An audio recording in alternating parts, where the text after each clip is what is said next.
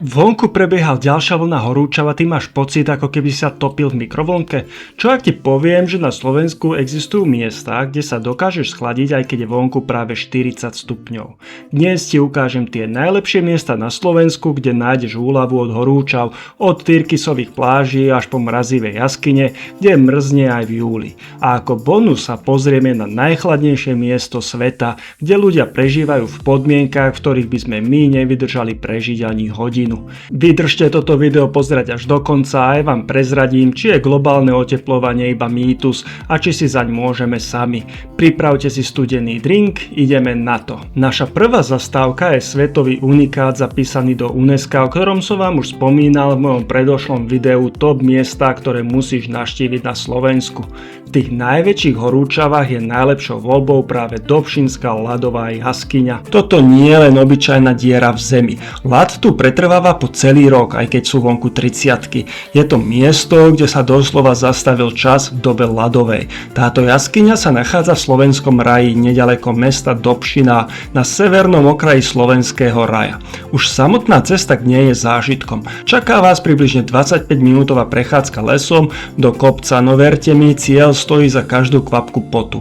A teraz prichádza to najlepšie. Keď vstúpiš dnu, ocitneš sa v úplne inom svete. Pod tvojimi nohami je niekoľko metrov hrubá vrstva ľadu. Okolo teba sa lesknú ľadové stĺpy, zamrznuté vodopády a útvary vytvorené prírodou počas tisícov rokov.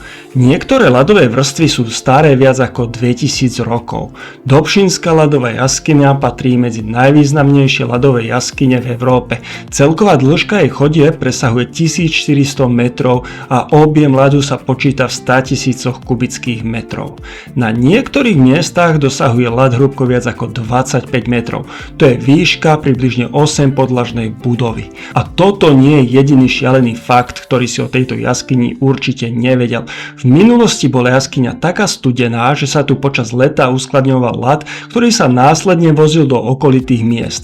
Bola to doslova prírodná mraznička dávno predtým, ako vynašli chladničky. V 19. storočí sa na ľadovej ploche vo vnútri jaskyne dokonca korčulovalo. Bohatí návštevníci sem chodili na korčule hlboko pod zem.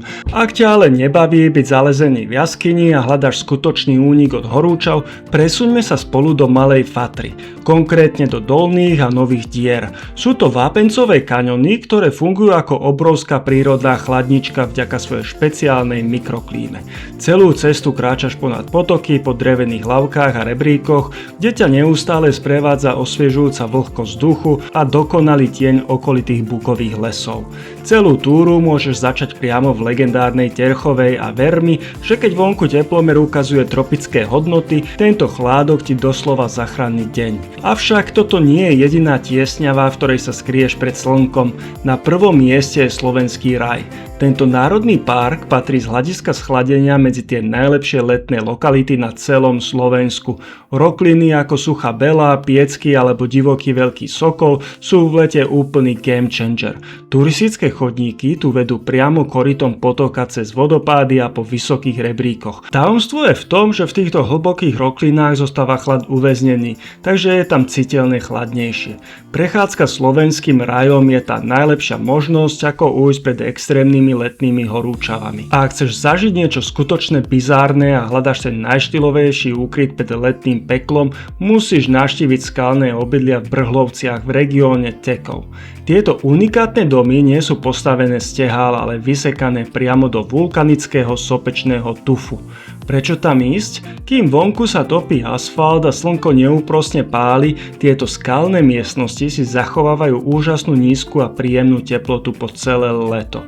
Funguje to ako masívna prírodná klimatizácia. Je to miesto, kde sa zastavil čas.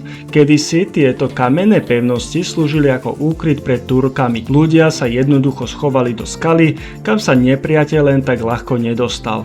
Dnes už v nich väčšinou nikto trvalo nebýva a ale nájdeš tu fascinujúcu expozíciu Tekovského múzea. Môžeš si prejsť dvojpodlažné skalné priestory a na vlastné oči vidieť, ako vyzeral tradičný spôsob života v Tekove. Je to doslova kus histórie, v ktorom sa môžeš dotknúť stien, ktoré zažili turecké vojny a hlavne sa tam môžeš ukryť pred letnými horúčavami. Ešte predtým, ako si ukážeme ďalšie miesto, kam utiec pred slnkom a prezradím vám, kde sa nachádza najchladnejšie miesto na Zemi, čo tak si povedať niečo viac o globálnom oteplovaní. Kľudne mi napíš dole do komentára, kam sa skrývate pred slnkom vy. A ak vás toto video stále baví, podporte moju tvorbu lajkom a odberom, budem vám za to vďačný. Globálne oteplovanie, je to naozaj naša vina, alebo len prirodzený cyklus planéty, nad ktorým by sme mali mávnuť rukou?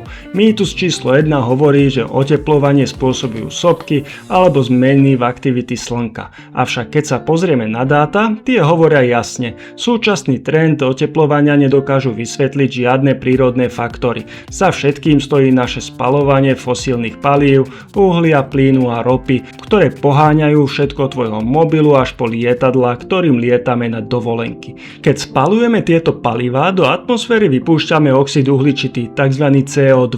Ten funguje ako obrovská neviditeľná deka, pohlcuje tepelné žiarenie zo zemského povrchu a drží ho u nás dole namiesto toho, aby uniklo do vesmíru. Čím je táto deka hrubšia, tým viac sa potíme a doslova si prihrievame našu planétu. Ale vráťme sa späť na Slovensko. Vedel si, že na Slovensku existuje obec, kde je v priemere o 6 stupňov menej ako v našom hlavnom meste?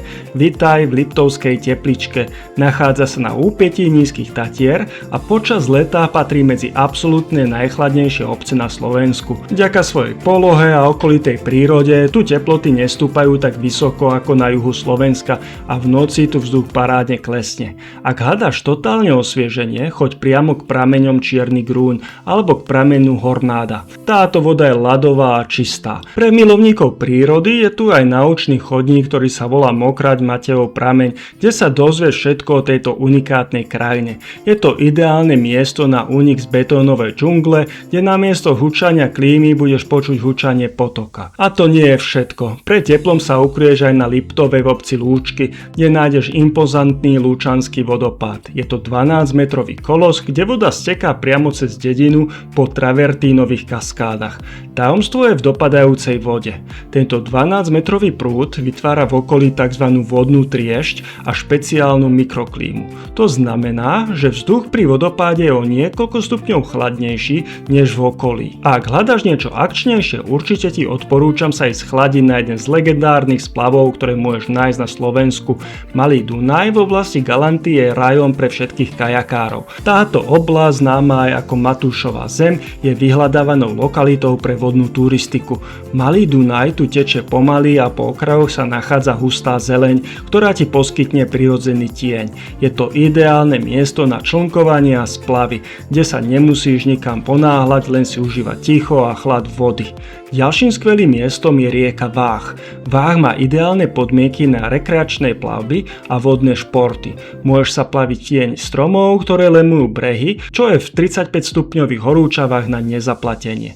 A ak si v okolí Trenčianskych Teplíc, po splave môžeš skočiť na ikonické kúpalisko Zelená žaba, ktoré je architektonickým skvostom. Ak sa vám ani po všetkých týchto miestach nepodarilo schladiť, musíme sa presnúť ďaleko za hranice. Vítajte v Jakutsku, najchladnejšom mieste na svete, ktoré leží na ďalekom severovýchode na Sibíri v Rusku. Celé mesto stojí na permafroste, zemi zamrznutej až do hĺbky 1000 metrov, ktorá neodmrzne ani v lete. Ak sa pýtaš, aká je tu zima, tu je pár šialených faktov o tomto mieste. Kopanie hrobu tu trvá až 4 dní. Robotníci musia na zemi celú noc páliť horúce uhlie, aby rozmrazili aspoň 40 až 50 cm pôdy. Ak tu vypneš motor na viac ako 20 minút, olej ti zamrzne tak, že nenaštartuješ až do júla. Oficiálne záznamy ukazujú, že tu bolo nameraných neuveriteľných minus 64 stupňov. Slovensko nám našťastie stále ponúka úžasné miesta na schladenie. Či už sú to tiesňavy slovenského raja, mrazivá Dobšinská ľadová jaskyňa alebo osviežujúca Liptovská Teplička, kde je v priemere o 6 stupňov menej ako v Bratislave. A kam sa pred týmito teplotami ukrieš ty? Napíš mi to dole do komentárov. odberov. Ak sa ti toto video páčilo, hoď tam like a nezabudni mi dať odber. Vidíme sa pri ďalšom videu.